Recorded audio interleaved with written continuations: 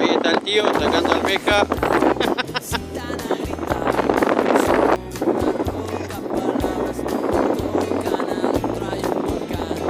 ¿Qué picó Leito ahí?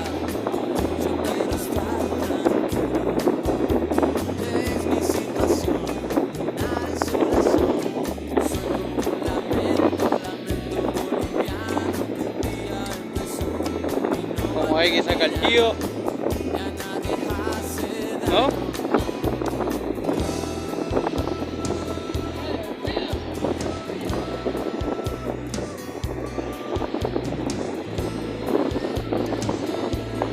Bueno, nada, entonces.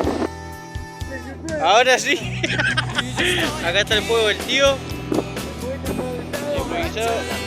Acá está el parrillero. Leito. ¿Cómo va la pesca, Leito? Qué buenos bagres que saqué, ¿no? Olvidate. Y bueno, después vemos cómo salen esos bagres.